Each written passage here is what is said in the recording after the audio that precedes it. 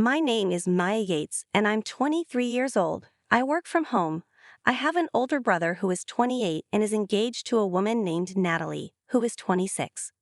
Natalie is very different from me. I'm not great at socializing, but Natalie is very lively and makes friends easily. She has become close to our parents and often visits our house, sometimes without any notice. Today, she came over unannounced. When the doorbell rang, my mom knew it was Natalie and welcomed her warmly. Natalie came into the living room and without greeting me said, "Mia, you're still at home?" She then told me to get a job. I was frustrated, so I quietly went back to my workspace. My room is a soundproof area added to our house, and I designed it myself. I paid for these changes, and I keep my room locked because it's my personal space. After I calmed down by shouting in my room, I noticed it was lunchtime when a small light bulb in my room blinked. I went to the dining table where lunch was ready and sat down at my usual spot. Natalie was sitting across from me, looking displeased. She complained that even though I don't work, I still eat, and called me a parasite for not contributing. I kept quiet and listened while my parents said grace before eating. Natalie was upset that my parents didn't scold me for not working. She said she wouldn't feel comfortable marrying into our family if things kept going this way. Natalie kept eating lunch angrily while my parents smiled and told her not to worry about me. Natalie wasn't satisfied and continued expressing her concerns, asking what would happen if she and my future children had to take care of me. She seemed to think I'd be a shut-in forever, living off others. My mother tried to reassure her, saying I do work, but Natalie wasn't convinced. She criticized my appearance, saying that with my braided hair, thick glasses, and sweatpants, no one would believe I work. I tried to respond calmly, saying that appearance doesn't determine someone's job, but this only made Natalie angrier. She demanded to know what kind of job I do, but I was too scared to answer. My mother stepped in, saying only our family knows about my job and that we can't discuss it right now. Natalie got upset and left, saying it seemed like I wasn't part of the family. I apologized to my parents for the commotion, and my father reassured me to just focus on what I love. Feeling better, I decided to continue with dinner and suggested that after my brother's wedding, I'd explain my job to Natalie. My parents agreed this might be a good idea. After lunch, I went back to work. Later, my mom and I went grocery shopping while my father worked in the garden. When we came back, we found Natalie crying in a living room with my father sitting next to her. My mom asked Natalie what was wrong, but she could hardly speak. My father pointed to a crowbar and hammer on the table, and I realized something must have happened in my room. I rushed to check, worried about what I might find. When I got to my room, the door was badly damaged, as if someone had tried to break it open with a crowbar and hammer. I was shocked and scared. My father called my brother, who promised to come over after work. I decided to stay in my room and calm down until my brother arrived. While I waited, I called my company and got permission to tell my future sister-in-law about my job after her marriage. When I saw the room light flicker, I knew my brother had arrived. I was surprised to find him already at the door and gasped when I saw him. He looked at the damaged door, clearly shocked by what Natalie had done. I told him not to worry, that I would fix it myself, but he insisted that Natalie should pay for the damage. My brother took me to the living room, where Natalie and my parents were. He confronted Natalie, saying he was shocked by her violence. Everyone was surprised to see my brother so angry. He demanded that Natalie apologize properly and pay for the door. Natalie tearfully apologized, but my brother said her apology wasn't enough and glared at her. I told my brother it was okay, but he kept his gaze fixed on Natalie. Natalie then knelt down and apologized to me, promising not to do it again and to pay for the damage. I accepted her apology and decided to move on from the incident. I was curious about why this happened, so I asked Natalie. She said she thought if she didn't have a place to hide, she would have to work. I wondered if I should tell her about my job before the wedding, which made me feel unsure. I decided not to tell Natalie about my job because it would go against company policy. To ease the tension between my brother and Natalie, I gave them each a ticket to a live concert.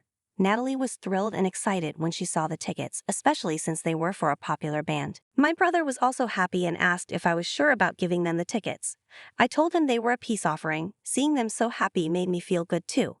The mood improved and everyone enjoyed their meal together, forgetting about the damaged door. On the day of the concert, while I was out, Natalie visited my house to thank me. She told my parents she was thrilled about the concert and mentioned that I had finally decided to work outside the home, which made her very happy. After the concert, my brother called me, excitedly talking about how much Natalie enjoyed it. She had always wanted to see the band live and was overjoyed to have finally done so. She praised the concert and said it was worth the expense.